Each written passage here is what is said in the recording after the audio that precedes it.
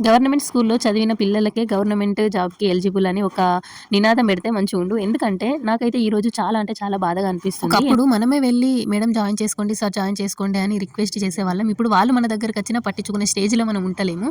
అది first point.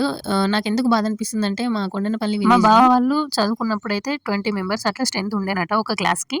అదే ఇప్పుడు కొండనపల్లి స్కూల్‌కైతే జస్ట్ 2 అంటే 2 మెంబర్సే పంపిస్తున్నారు. 7థ్ క్లాస్ వరకే ఉంది. స్కూల్ చూసిర్రు గదా! ఎంత మంచిగా అసలు పెయింట్ ఏసి ఎంత చక్కగా ఉందో. ఏ పేరెంట్స్ అయినా సరే పిల్లలకైతే ది బెస్ట్ ఇవ్వాలనే అనుకుంటారు. స్టడీ విషయంలోనైతే అసలే కాంప్రమైజ్ గారు. నేను కూడా వాళ్ళ ప్లేస్‌లో ఉంటే యాస్ వెల్ యాస్ నేను కూడా అదే చేస్తాను. ఎక్కడ స్టడీ బాగుందో అక్కడనే జాయిన్ చేస్తాం కదా! ఆస్తులు ఇచ్చినా ఇయ్యకున్నా పర్లేదు కానీ స్టడీ మాత్రం మంచిగా ఇవ్వాలి పిల్లలకి. అప్పుడు చెప్పిన టీచర్స్ ఎట్లున్నారో ఏమో నాకు తెలియదు. కాకపోతే ఇప్పుడు వచ్చిన మేడం అయితే చాలా అంటే చాలా మంచిగా చెప్తుంది. ఇప్పుడు అన్ని స్మార్ట్ ఫోన్లే కాబట్టి ఆ మేడం చెప్పిన కొన్ని వీడియోస్ అయితే నేను చూసి బట్టి మెథడ్‌లో కాకుండా చాలా చక్కగా పిల్లలకైతే నేర్పిస్తుంది. తెలుగు అయినా ఇంగ్లీష్ అయినా చాలా చక్కగా చదువుతున్నారు. కానీ ఏం లాభం అంత బాగా చెప్పే మేడం దగ్గరికి మన పిల్లలు వెళ్ళాలంటే కూడా మా అదృష్టం ఉండాలి. అందరూ ప్రైవేట్‌కి పోతుర్రు. గవర్నమెంట్ స్కూల్ మూసేసిర్రు ఇగ.